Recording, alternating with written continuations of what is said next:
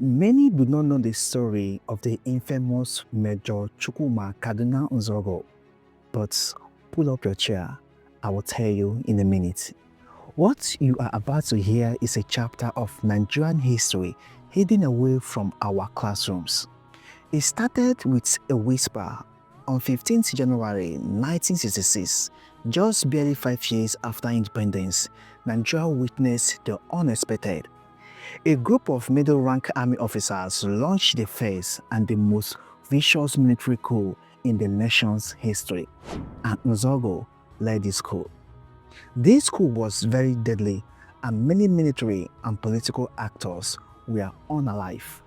Among those killed were four prominent figures in the political landscape. That is, the Premier of the Northern Nigeria, Sir Ahmadu Bello, alongside his wife, his driver, and his confidential secretary.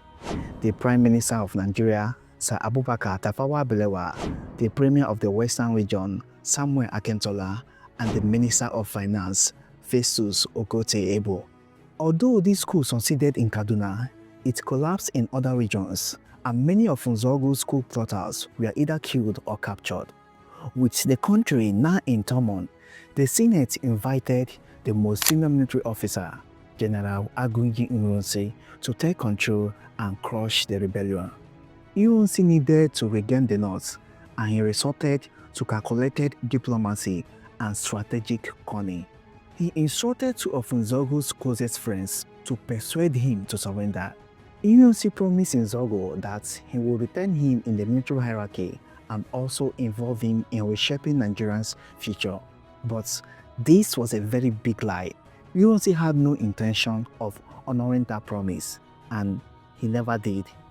On the morning of 17th January 1966, Major Nzeogwu formally handed over control of northern Nigeria to Lieutenant Colonel Hassan Katsina with a salute. Katsina delivered a brief speech praising Nzeogwu, embraced him warmly, and the two men parted as comrades in arms.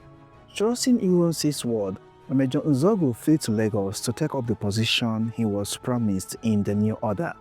But instead, when he arrived in Lagos, he was arrested, tortured, and detained in Kirikiri prison. Nzeogwu's imprisonment ended the dream of these young officers who had hoped to fix Nigeria. Yes, they were young officers who didn't like the way Nigeria was managed by the politicians. Nzeogwu framed the coup as a military revolution intended to sweep away the corrupt and inefficient political class to save the nation from collapse. Now you have been told how